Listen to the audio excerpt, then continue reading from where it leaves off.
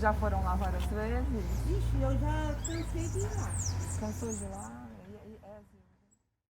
Meu nome é Andresa de Souza Gaia, eu tenho 45 anos, sou mãe do Acauã, professora do curso de Educação Física da Unesp de Bauru e integro a Pachamama Conexão Solidária e o Conselho Municipal de Políticas para as Mulheres.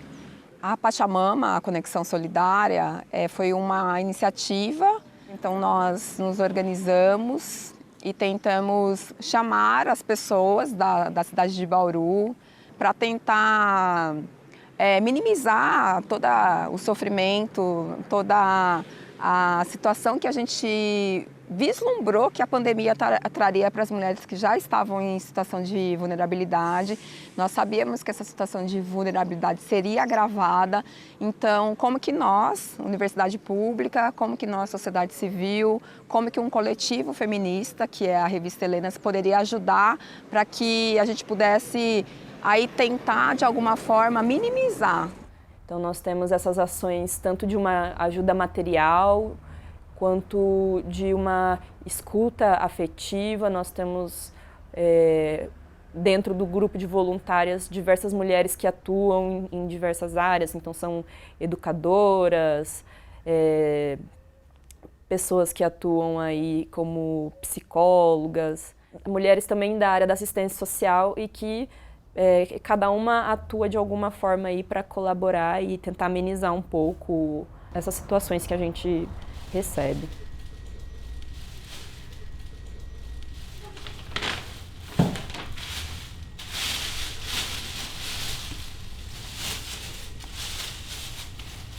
Meu nome é Edmárcia Regina Tinta, sou professora e eu entrei na Pachamama Conexão Solidária no começo da pandemia. Quando eu vi, né, essa oportunidade de fazer alguma coisa pela Pachamama, então eu me voluntariei. Acredito também que exista algumas motivações pessoais, devido à minha história de vida pessoal. Acredito que se tivesse alguma coisa parecida, né, no momento em que a minha mãe ficou grávida de mim, ela poderia ter uma história diferente, faltou ali uma rede de apoio para ela, então essa temática ela é muito sensível para mim.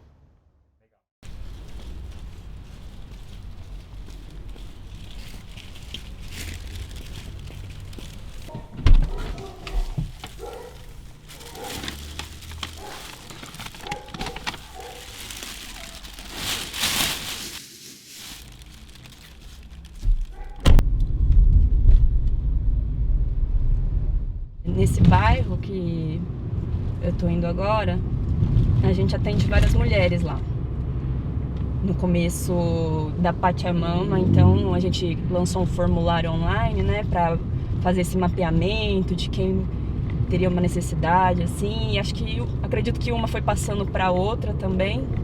Então quando a gente tem uma grande quantidade de entrega para fazer, a gente já consegue atender bastante gente dessa região. Uma região que a gente atende bastante.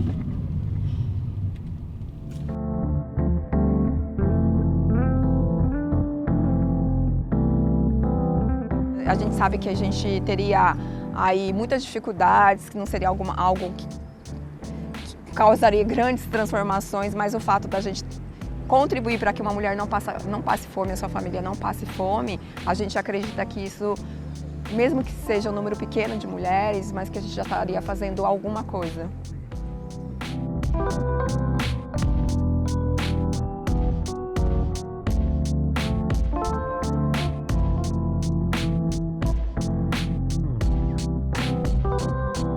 Ser voluntário num país desigual como o Brasil é necessário justamente porque o Estado não dá conta, né? Não chega.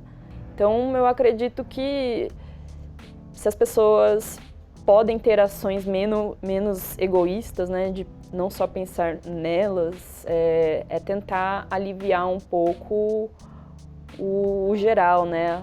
Tentar contribuir aí com aquele que está precisando um pouco mais que você. É uma questão do olhar também, né? Do cuidado.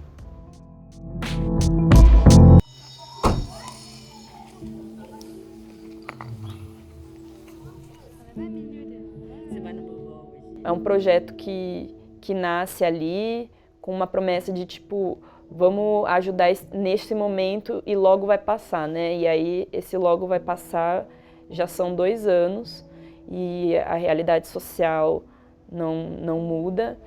E então as demandas continuam, mas as pessoas estão se desgastando e as próprias voluntárias, né? A realidade muda, né? A realidade social de algumas. Eu tenho uma que perdeu o emprego, começou um novo emprego, perdeu um ente, precisou cuidar de uma outra pessoa. Então esse entra, sai de voluntários que é normal, é compreensível, mas é uma das dificuldades, né, da nossa rede. Nós somos cruzados também pelas nossas próprias realidades. E aí você se sente impotente. Então você às vezes tem uma escuta, você vê a necessidade dessas mulheres, só que você efetivamente não consegue ajudar, porque você não tem por onde ir. Viu, você poderia colaborar ajudando a inteirar um gás para uma mulher que está precisando, ou você teria aí lençol sobrando, né, para eu fazer um repasse. Aí as pessoas já meio que começam a olhar a gente como aquela pessoa que está sempre pedindo uma coisa ali. Então a nossa imagem começa a ficar um pouco desgastada, mas faz parte, né? É assim que a gente está conseguindo manter algumas ações.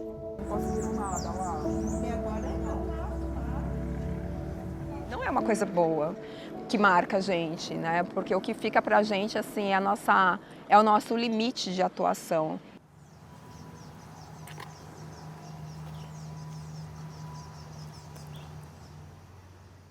No papel, né, há muitos benefícios, a política pública ela é até bonita, né, mas na hora prática mesmo, a gente ouve os relatos, essas dificuldades muitas vezes de acesso, né? Elas não têm, às vezes, o dinheiro do transporte para ir até o local e chegar lá, o pessoal às vezes simplesmente fala, não tem, não é agora, né? E aí elas voltam pra gente com essa reclamação, né? Eu fui até lá, o pessoal falou que não tem, que não dá, né? E a gente, não, tá lá no site, tá falando que tem esse prazo, né? E então, é uma coisa muito kafkiana, né? O pessoal indo atrás do direito que é para eles e não tendo acesso, né? Fica na porta. Então, agora que a gente estava conversando com algumas mulheres, fala assim, não serve para nada. Aquele CRAS lá não serve para nada, porque eu vou lá e nunca fui atendida. Então não é uma reclamação de 1, 2, 3 mulheres, é a reclamação da maioria que não conseguiu a cesta básica, que foi lá várias vezes e não conseguiu o gás, que foi lá tentar, né, o auxílio para pagamento de conta e não conseguiu. É uma cesta básica a cada 3 meses. Só que a gente aí entende que a quantidade de pessoas atendida pela Secretaria do Bem-Estar Social é muito grande. Então você precisa de um investimento, né, de uma verba muito maior para atender essas mulheres. Então é um problema na estrutura. Então não dá para culpabilizar somente a secretaria, né, a SEBS, mas a gente precisa assim unir forças para cobrar que venha mais dinheiro para assistência e que exista outras ações dentro da assistência também, nesse sentido de fazer as mulheres entenderem, né, que nós precisamos mudar a estrutura social. Eu acredito que a Pachamama ela tem essa importância no sentido de que no momento que essas mulheres precisaram ali, aquela ajuda pontual, momentânea, nós estivemos lá por elas. A longo prazo, nós trabalhamos assim um pouco a autoestima dessas mulheres, né? Porque já que elas esbarram na burocracia, né? Nesses impedimentos que elas nem sabem como superar, se devem insistir porque é muito cansativo, mas o nosso trabalho, como é um contato direto com elas, é tentar mostrar que a culpa não é delas, manter ali uma autoestima e tentar trazer um pouco de clareza social, porque o problema, na verdade, está nas instituições que são falhas, que não estão suprindo aí algumas necessidades básicas, né, e que precisam ter uma modificação.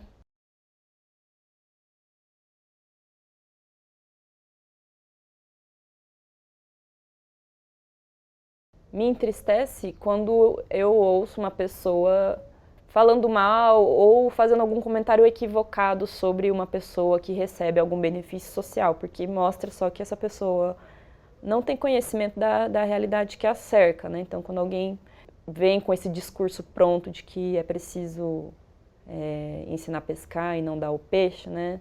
Não sabe aí das necessidades urgentes dessas pessoas e que essas pessoas, na verdade, elas não estão sentadas em seus sofás apenas vivendo e esperando o dia de sacar o benefício. Não, elas estão também trabalhando, né? Muitas vezes o benefício não é a totalidade da renda dessa pessoa, é apenas uma ajuda. Porque nós não somos educadas a entender os diferentes âmbitos da nossa sociedade, né? Então, quando eu pensava em assistência social, eu achava que era isso, né? A garantir o mínimo para as pessoas.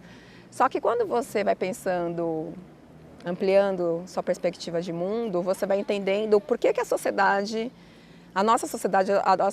a sociedade brasileira é estruturada dessa forma, ela é tão desigual. É porque a gente tem um processo histórico de exploração, um processo histórico de opressão, das pessoas negras que foram traficadas, escravizadas, dos povos indígenas que foram também, né, usurpados na sua cultura, no seu território, porque eles estão aí o tempo inteiro tentando viver, sobreviver e garantir os seus direitos.